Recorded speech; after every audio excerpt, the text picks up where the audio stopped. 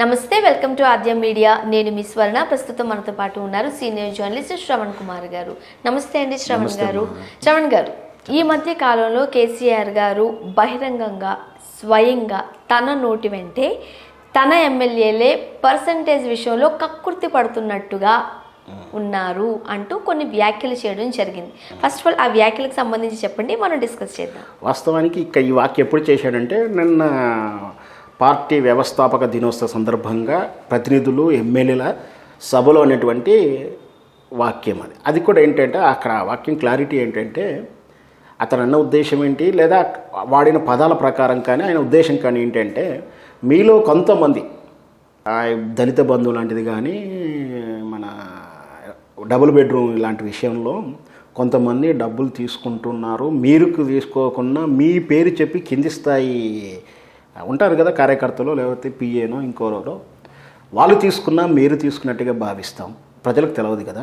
So అట్లాంటి వాళ్ళు ఎవరో కూడా నాకు తెలుసు, వాళ్ళ పేర్లు కూడా నా దగ్గర ఉన్నాయి అంటే ఒక రకంగా ఏంటంటే బెదిరించినట్టు. అంటే ఏం బెదిరింపు అంటే, ఒక తండ్రి తల్లిని చిన్న బెదిరిస్తారు కదా, ఊరికనే పోలీసుల దర్యాప్తులో కూడా అలాంటి పదాలే వాడతారు. నాకు అంతా తెలిసిపోయిందని చెప్పురా అంటాడు. ఇట్లా ఆ విధంగా కొంచెం అంటే కేసీఆర్ దగ్గర నా పేరు తెలిసిపోయిందామో అని కొంచెం అలర్ట్ అవుతారు ఉద్దేశంగా చెప్పి ఉండవచ్చు.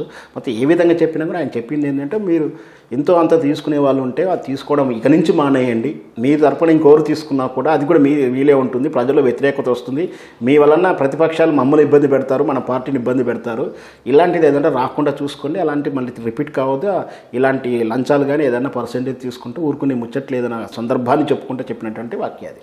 యాక్చువల్గా రాజకీయ నాయకులు, రాజకీయ నేతలు, అది చిన్న స్థాయి నుంచి పెద్ద స్థాయి వరకు ఎవరు పర్సెంటేజ్లు తీసుకోకుండానో, ఎవరు డబ్బులు కాశించకుండానో ఏ చిన్న పనన్నా చేస్తారండి? ఎనీ గవర్నమెంట్ ఎక్కడైనా లేదండి. ఈ రోజు కూడా మన నీతి నిజాయితీ అని చెప్తున్నటువంటి, అవినీతి రహితం అని చెప్తున్నటువంటి భారతీయ జనతా పార్టీ మన పక్క రాష్ట్రంలో, కర్ణాటక రాష్ట్రంలో అధికారంలో ఉన్నటువంటి భారతీయ జనతా పార్టీ 40% కమిషన్ లేని ఏ పని జరగట్లేదు. స్వయాన వాళ్ళ బీజేపీ పార్టీ చెప్పిన స్వయాన వాళ్ళ పార్టీకి చెందినటువంటి ఎమ్మెల్యే దానికి రాజీనామా చేయడం, కామెంట్ చేయడం, రసాభాసం అవ్వడం, వాళ్ళే బహిరంగం కూడా వాళ్ళతో పాటు వాళ్ళ అంటే బీజేపీకి సపోర్ట్గా ఉన్నటువంటి ఆర్ఎస్ఎస్ కానీ ఇతర శాఖలు ఉంటాయి, వాళ్ళకు కూడా మేము కూడా పర్సంటేజ్ ఇవ్వకుండా పనులు అవ్వట్లేవు అని చెప్పి వాళ్ళు స్వయంగా బహిరంగంగా అనే సందర్భాలు. అంటే ఇక్కడ అధికారంలో ఎవరున్నా కూడా పర్సంటేజ్లు విధానం అనేది ఉండడం చాలా బాధాకరం. యాక్చువల్గా ఏంటంటే, గతంలో 5-10% తోటి పనులు నడిచేయి అంటారు, ఇప్పుడు 40%కి వచ్చింది. ఇలాంటి అపవాదు మనకు రాబోతుంది, వస్తుంది, ప్రతిపక్షానికి ఇబ్బంది పడతామన్న ఉద్దేశంతోనే కేసీఆర్ ఆ కర్ణాటక రాష్ట్రాన్ని ఉదాహరణ తీసుకుని చెప్పిన సందర్భమే ఆ వాక్యం. కానీ జనరల్గా రాజకీయ నేతలు అంటే ఇది సర్వసాధారణమే, అందరికీ తెలిసిన విషయమే. ఇప్పుడు ఏదైనా ఒక చిన్న పని మీద మనం గవర్నమెంట్ ఆఫీస్ దగ్గరికి వెళ్ళామా అనుకోండి, చెయ్యి తడపలేదా పని అవ్వదు అని అందరికీ తెలిసిన విషయమే, బహిరంగ సీక్రెట్ ఇది. అవునండి, దాన్ని కూడా ఎంఆర్పి రేట్లు ఉన్నట్టే టారిఫ్ రేట్లు ఉంటాయండి, ఈ పనికి ఇంత, ఆ పని. కాకపోతే బహిరంగ ఇండెక్స్ పెడతలేరు, బోర్డు పెడతలేరు, హోటల్లో పెట్టిన బోర్డు పెట్టారేమో కానీ దేని దానికి రేటు ఉంటాయి. మీకు తెలుసు కదండి, అందరంతే తీసుకుంటున్నారు, మీది ముందర ఆయనకు అంతే తీసుకున్నాను, గతంలో ఆయన అంతే తీసుకుంటున్నారు, అంత బహిరంగ చర్చిస్తున్నారు. సో కాకపోతే వాళ్ళు ఫోన్ ట్రాన్సాక్షన్ ఇట్లాంటి ట్రాన్సాక్షన్లో తీసుకోరేమో కానీ అందరికి బహిరంగ రహస్యం అయిపోయింది. ఇంకా విచిత్రం ఏంటంటే, ఈ రోజుల్లో పని అవ్వడాలంటే రాజకీయ పార్టీ అంటే ఇప్పుడు అధికారంలో ఉన్న పార్టీ కాకుండా అధికారం లేని పార్టీ కూడా వాళ్ళు కమిషన్లు ఇచ్చి వాళ్ళు పనులు చేసుకుంటున్నారు, వీళ్ళు పనులు చేసుకుంటున్నారు. ఇంకా అదనంగా పని కావాలంటే వాళ్ళ పార్టీని వదిలి ఈ పార్టీకి జంప్ అవుతున్నటువంటి ట్రెడిషన్ నడుస్తుంది. మనకి తెలిసిన విషయాలే అయినప్పుడు బహిరంగంగా స్వయాన ముఖ్యమంత్రి తన నోటి వెంబడి తరచూ, ఇంతకుముందు కూడా అన్నారు ఆయన, నిన్న కూడా అన్నారు మీరు చెప్పినట్టు, అనడం ఎంతవరకు కరెక్ట్ అనేది కొంతమంది అభిప్రాయం. పాయింట్ అది. వాస్తవానికి ఏంటంటే, అలా అనడం ఒక రకంగా తానే స్వయంగా తన పార్టీలో ఇంత అవకతవక ఉన్నట్టు కానీ, లేదా తన పార్టీ ఎమ్మెల్యేలు ఇట్లా లంచం తీసుకుంటున్నారని తాను ఒప్పుకున్నట్టుగా భావించాల్సి వస్తుంది.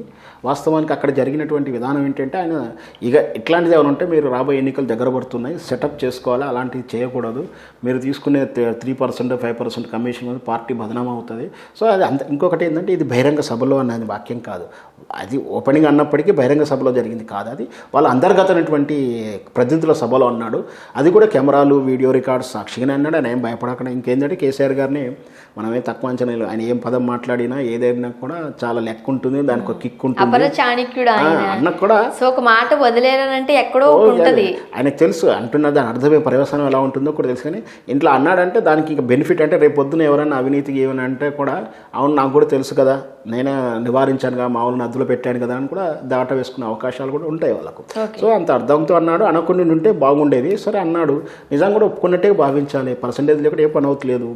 సో ప్రతిపక్షాలు ఆరోపిస్తున్నాయి కేసీఆర్ ఇలా తీసుకోకుండానే లేకపోతే ఇలా డిమాండ్ చేయకుండానే ఎంత వ్యక్తి అయిపోయారా, ఎన్ని కోట్ల ఆస్తులు సంపాదించారా అని. అవునండి, ఇప్పుడు స్వయంగా ఇప్పుడే కాదు, ఈ వాక్యం చేయకముందు కూడా అతను ప్రతిపక్షాలు అన్నదే. గతంలో రీసెంట్గా ఏం చేశారంటే జాతీయ బీజేపీకి జాతీయ తృతీయ పెంటు పెడితే నన్ను కనుక చైర్మన్ చేస్తే అందరి ఎన్నికల ఖర్చు నేనే భరిస్తాను వాక్య చేశారని కూడా అన్నారు. అందరితోటి అంటే ఒక రాష్ట్రాన్ని, ఒక 29వ రాష్ట్రంలో ఒక చిన్న రాష్ట్రం నుంచి నువ్వు అన్ని 28 రాష్ట్రాలన్నీ ఖర్చు పెట్టేంత సంపాదించారా అని కూడా విమర్శించారు.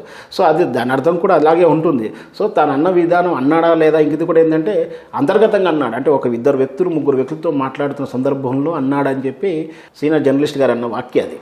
సో ఇప్పుడు రాజకీయంలో రూపాయలు అండి, ఎవరు కూడా ప్రజల్లో కూడా అయ్యో పలానా రాజకీయ లంచం తీసుకుని ఎవరూ బాధపడతలేరు, లాంఛం ఎంతనే తీసుకోండి నాకేమి ఇస్తున్నావు అని ప్రజల్లో ఆలోచన ధోరణి మారింది.